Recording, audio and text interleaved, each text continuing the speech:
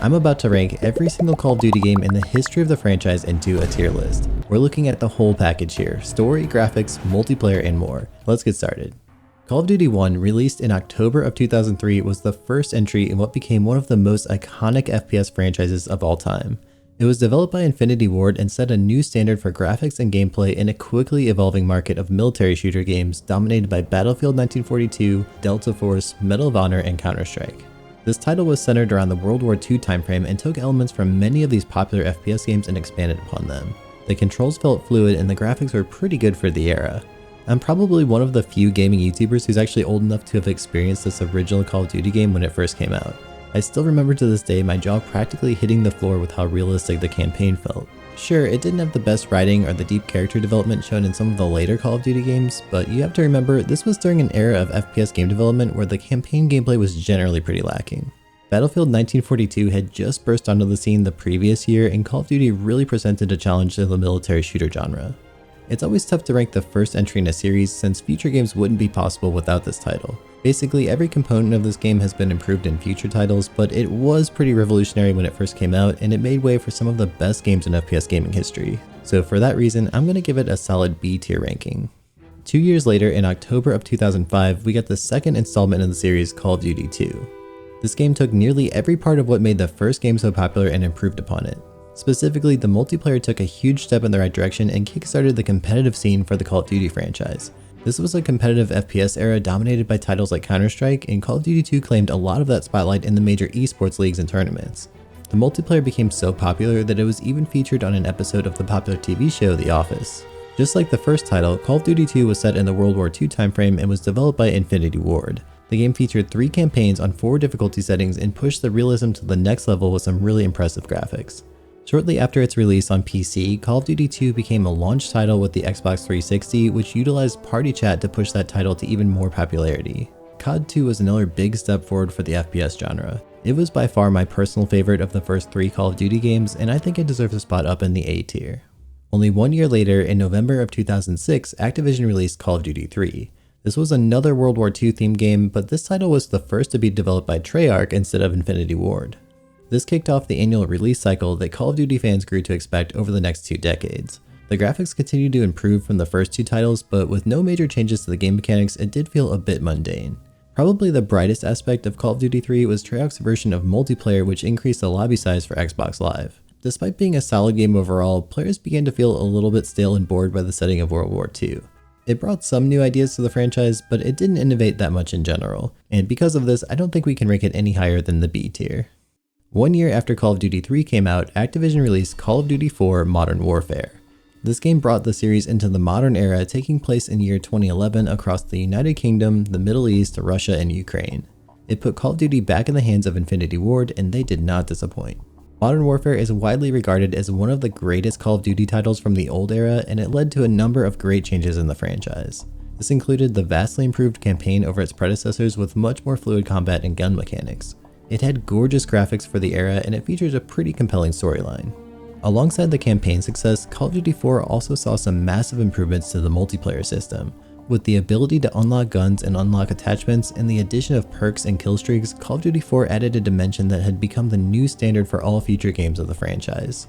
This game is a favorite to many COD fans for good reason, and it was my personal favorite in Call of Duty history. It paved the way for many future games in the franchise, and without a doubt it belongs up in the S tier. It was a turning point for the whole franchise, and it made many contributions to the series and to FPS gaming as a whole. In November of 2008, Call of Duty World at War came out with some mixed reviews. This game was once again developed by Treyarch, and they had some pretty big shoes to fill after the massive success of Modern Warfare. World at War used the same game engine, so graphics and gameplay mostly stayed the same as its predecessor. However, the game's setting returned back to World War II, making it feel kind of like a mashup of Call of Duty 3 and Modern Warfare. Leveling mechanics and gunplay were nearly identical to Modern Warfare, so if you enjoyed how COD 4 felt, you probably enjoyed World at War. Even the score streaks switched over to things that made sense for the era. Most notably, attack dogs were showing up everywhere as a 7-kill streak. The game also featured the first ever co-op version of the campaign mode, which allowed for up to 4 players to play together. This was a welcome change for players who wanted to experience some multiplayer but weren't that into PvP modes. Perhaps the biggest innovation though was the introduction of a new game mode that would become a staple for future COD titles. World at War featured the first ever version of the Zombies game mode and kicked things off with Nazi zombies. Despite some valid complaints about it feeling a bit too similar to previous COD games, it was definitely a solid entry in the franchise, and for that reason I'm going to place it in the A tier. We've arrived at what is quite possibly the most critically acclaimed entry on this list. In November of 2009, Infinity Ward published the direct sequel to the massive Modern Warfare hit with a new title, Modern Warfare 2.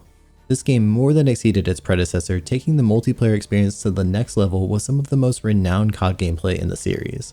Alongside this, it had an absolutely fantastic campaign introducing some of the most important and beloved characters of the series and some cherished moments in gaming history. Modern Warfare 2 is regarded by fans of the series as one of the greatest video games of all time, combining some fast-paced gameplay with unique and highly customizable weapons and play styles. These updates may seem like no-brainers in the modern era, but at the time these were absolutely revolutionary and allowed players to really hone in on some interesting ways to play. This game had a particularly fluid experience compared to some other entries on the list, with skillful gunplay becoming the main focus of the game. It created a skill gap between good players and bad players, allowing new players to really improve and veteran players to just stomp lobbies. This game also leveled up the competitive scene of Call of Duty, ushering in both the hardcore players and the casuals. Overall, Modern Warfare 2 set the new standard for FPS games and is still regarded as one of the best video games of all time. It expanded on basically every aspect of the previous games and revolutionized the most important features. There's really no place for it other than the S tier. Up until this point, most of the highly rated Call of Duty games have been published by Infinity Ward, but it's finally time for Treyarch to shine. In November of 2010, Call of Duty Black Ops was released as the 7th entry in the franchise. This was the first game in the iconic Black Ops series and would set up Treyarch to produce some of the most successful games in the next era of Call of Duty. The game design of Black Ops was absolutely stunning with some brilliant maps and gunplay. We also received plenty of maps that became fan favorites, including Nuketown. This was paired with a fantastic combat system, and as a result Black Ops was generally really well received. Wager matches would let players compete and further evolve the truly competitive side of the Call of Duty franchise, and the game also introduced some novelty modes like Gun Game and One in the Chamber. The campaign wasn't anything insane, but it did kick off the storyline of the Black Ops series, introducing us to some famous characters that would become really well known over the next decade. Black Ops also evolved the popular Zombies game mode that was first added in World at War.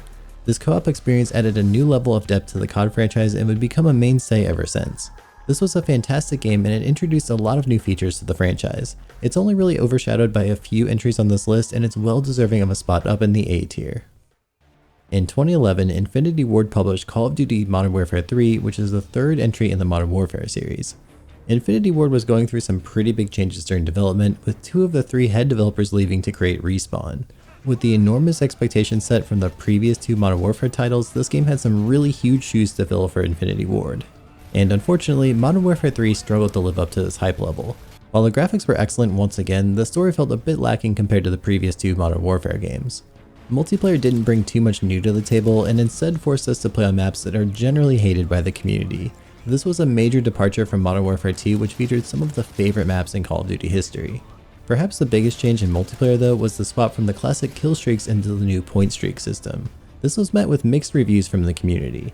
It made it easier for players to earn those high-end kill streaks without really having to rely on getting kills. And while more casual players really enjoyed this change, a lot of players felt like it made the game much less rewarding for showcasing your skill. Despite these flaws, it was still a huge commercial success, which was mostly riding the wave of the popularity from the previous Modern Warfare games. I think this title falls somewhere in the middle of the pack. It's definitely not at the same caliber as the first 2 Modern Warfare titles, but there's also much worse Call of Duty games out there. So I'm going to put this one in the B tier. This next entry is considered by many fans to be the modern definition of a great Call of Duty game. In November of 2012, Treyarch released Call of Duty Black Ops 2. This game did just about everything right for the player base. It had a great campaign, a fun and skillful multiplayer, and a zombie mode that was loved by the community. The campaign continued the story of Mason during the 60s and jumps forward to 2025 during the proposed Second Cold War. It was a decent story, although arguably hard to follow given that it rapidly jumped between plotlines. On the multiplayer side of things, the gunplay was crisp and had a rewarding skill curve. It's generally considered to be the best multiplayer of any of the Black Ops titles. It featured a ton of maps that would become favorites among the community for many years. And you could build out your class in a number of creative ways, creating an extremely enjoyable multiplayer experience. This game introduced the Pick 10 system, which gave players a total of 10 allocation slots in a class used for guns, perks, and equipment. You could customize your slots to either have more attachments for a gun or more perks. Black Ops 2 also added a prestige system which rewarded players who were dedicated enough to attain those higher ranks. Most modern day Call of Duty entries are compared to the multiplayer of Black Ops 2 as a measuring stick, which really shows how good this game was. It was also the era that competitive Call of Duty really started to explode, particularly due to the introduction of League play, where players could compete against each other at a similar skill level in high stakes matches. This game really is one of the best in the franchise, and there's absolutely no place for it other than the S tier.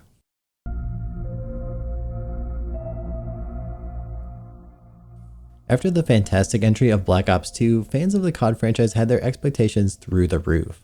Unfortunately, the next entry in the series didn't quite meet those expectations and left a lot of fans feeling disappointed. During November of 2013, Infinity Ward released Call of Duty Ghosts, which did not go so well. While the game maintained the original feel of Call of Duty multiplayer, it abandoned so much of the creativity and innovation that made Black Ops 2 truly special. It also returned to being slower paced instead of that snappy and rewarding gameplay of Black Ops 2. The campaign was also not amazing, and most people felt like it was a big step down from the overall storytelling of Modern Warfare and Black Ops. We did get a playable dog though. Overall, it just felt a little bit outdated, like the game was trying to reclaim some of that spectacle of the previous campaigns but kinda missed the mark. Ghost did have some unique things going for it, like the Create a Soldier system. However, most of the player base seemed to prefer the Create a Class system from Black Ops 2. On the competitive side of things, the game was more tactical and thoughtful, but that really didn't appeal to the majority of the community. Going from the amazing experience of Black Ops 2 to the disappointment of Ghost was not a good time for Call of Duty fans, and because of this, I'm going to have to put this one down in the D tier. Our next game is a bit of a deviation from the pattern we've come to expect. If you've been paying attention to the previous entries, you'll notice that each game changes developers between Treyarch and Infinity Ward. However, in November of 2014, Sledgehammer Games released its first entry in the Call of Duty franchise, Call of Duty Advanced Warfare. This game marked a major change in the franchise, switching from your reliable boots-on-the-ground shooter to a more futuristic soldier vibe. It added more movement abilities, which made the game faster paced, but it also felt like a big departure from what traditionally made Call of Duty, well, Call of Duty. The campaign was set in the far future in 2054 when exosuits have become a major part of combat. Players had the ability to boost and dash in any direction as well as perform sky jumps, which made mobility a major part of the gameplay. This also extended to multiplayer, which made for a fundamentally different experience than players were expecting. Speaking of, the game featured a very fast time to kill compared to the previous entries, which certainly made for a faster gameplay experience compared to Ghost, but it did seem to overshoot exactly what players were looking for. Advanced Warfare also changed up the weapon system and leveling. Blueprints were used to alter the base guns, and players collected blueprints in order to use different attachments. This added a new dimension of personalization and customization to the weaponry. There's nothing wrong with movement shooters, but Advanced Warfare didn't do enough for me to be considered a good game. It was certainly refreshing to have a change up, but I personally didn't love this entry, so I'm going to put it in the C tier. We've made it to the third entry in the Black Ops series. On November 6, 2015, Treyarch released Call of Duty Black Ops 3. However, this game deviated from the previous two entries by adding gameplay concepts from Advanced Warfare. This kept it in line with the new, more futuristic design of the franchise. Although Advanced Warfare had some mixed reviews regarding the movement changes, Black Ops 3 glorified and enhanced a lot of the gameplay from Advanced Warfare, making it a very solid entry on the list. The movement was tighter than Advanced Warfare and the gunplay felt snappier. It also added movement options like wall running. This led to one of the best implementations of the futuristic Call of Duty gameplay to date. It also featured the first implementation of the specialist gameplay style, where you could pick a particular hero in addition to your typical perks. Depending on who you picked, you'd build progress towards an ultimate ability that allowed for some crazy power spikes in multiplayer. The campaign was also nothing to sneeze at, although it was mostly detached from the previous game's storylines. Black Ops 3 takes place in 2065 during the Third Cold War. It's fine and it does the job, but that's about it. It did allow for 4-player co-op, which was nice for players who wanted to enjoy some of the fun with friends outside of the typical multiplayer and zombies playstyles. I'm putting Black Ops 3 in the A tier, which I think is a fair place for it. I never loved the movement aspects of futuristic COD games, but this is absolutely the best implementation of the concept, and I've always been pretty fond of this game. It's actually the first game where I ever spent the time grinding out the endgame camo, which is a decision that I still question to this day. Just as the franchise has had some big wins, it's also had some big failures. On November 4th, 2016, Infinity Ward released Call of Duty Infinite Warfare. This game was not well received to say the least. Players were extremely frustrated with the direction the franchise was taking. In fact, it was so negatively received by the community before it was even released that the trailer became one of the most disliked videos in the history of YouTube. It accumulated almost 4 million dislikes before YouTube finally took down the public dislike counter a few years ago. Despite the relative success of Black Ops 3, people were getting sick of the futuristic movement shooter updates to their beloved series, and they were ready to let the devs know it. Gameplay was similar to Black Ops 3, but pushed things even further in the futuristic direction, and players did not appreciate this deviation from what they enjoyed about the older games in the series. It was clear that the direction of the more futuristic COD games was at odds with what the community wanted from the franchise. Infinite Warfare actually released with decent reviews, but people were not happy with the direction that things were going, and I didn't really like this game all that much either, so I'm going to put it in the D tier. After the major backlash against the futuristic spin, Sledgehammer Games took us back to the series' roots. Call of Duty World War II was released on November 3rd, 2017, and it returned the setting to the European theater during the Second World War. The gameplay turned back to the series' origin, boots on the ground and smooth gunplay.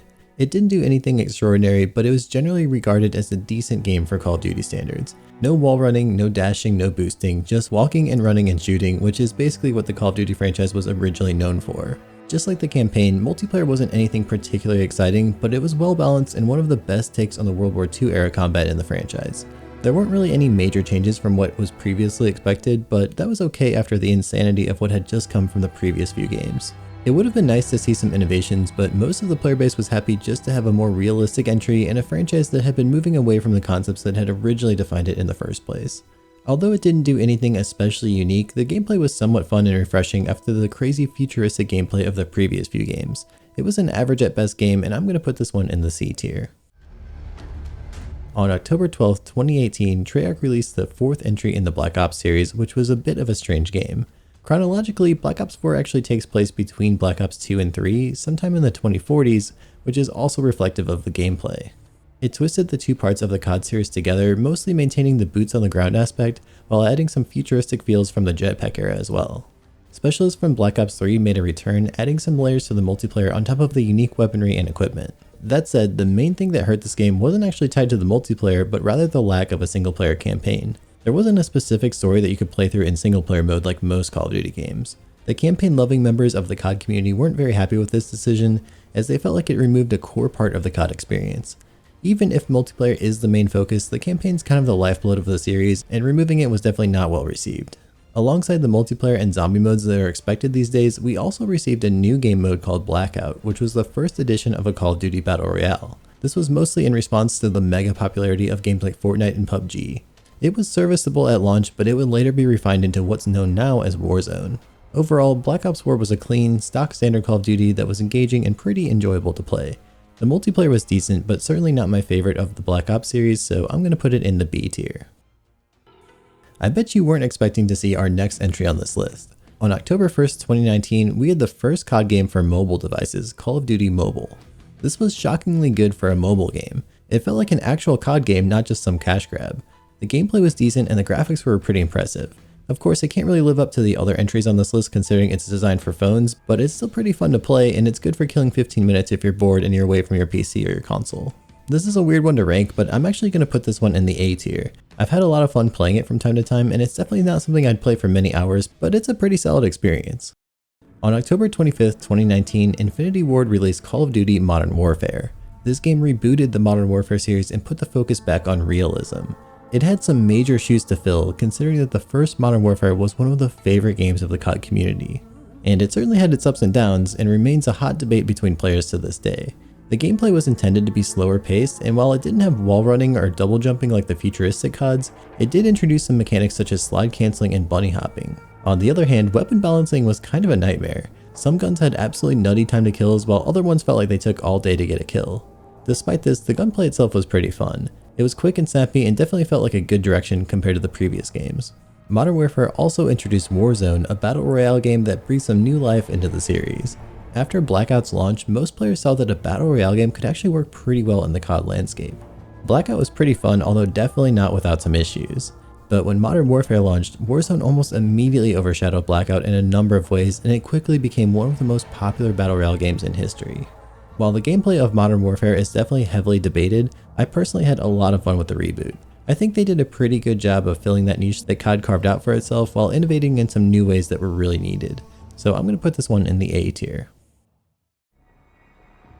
On November 13th, 2020, Treyarch and Ravensoft released Black Ops Cold War, the fifth game in the Black Ops series. Unfortunately, this game seemed like a step backwards in the COD franchise and ultimately felt like a bit of a letdown. It removed many of the mechanics that helped make Modern Warfare 2019 feel so fast, and it created kind of a slower experience that was not too well received. And on top of this, the graphics weren't really that amazing, and they arguably looked a little bit worse than the previous year's entry. The overall gameplay was not too well received by fans, and the only real reason to play the game for the most part was to grind out weapons for Warzone. Map design and gunplay didn't feel as good, and most of the players just jumped ship to play Warzone instead. The campaign wasn't awful, but it didn't bring much new to the table either. It saw the return of famous characters like Alex Mason and Frank Woods, and it took place between Black Ops 1 and Black Ops 2 during the 1980s. I really only played this game to unlock the OP guns in Warzone, and didn't particularly enjoy my playtime. To me, it felt like a small step backwards after the Modern Warfare reboot, and I'm going to put this one in the B tier. On November 5th, 2021, Sledgehammer Games released Call of Duty Vanguard, which unfortunately fell short of the high expectations once again. When compared with other titles like Cold War, Vanguard was perceived as even more of a letdown by many players. The game's graphics and gunplay felt even less polished and lacked that crispness that had become expected with the franchise. One of the primary concerns raised by players was the extremely quick time to kill in Vanguard.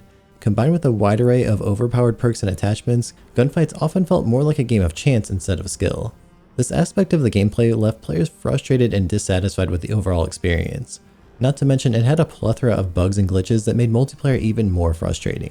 Despite these drawbacks, the game did receive praise for the map design. These were pretty well crafted and provided an enjoyable experience for players, which partially compensated for the lack of innovation in other gameplay aspects.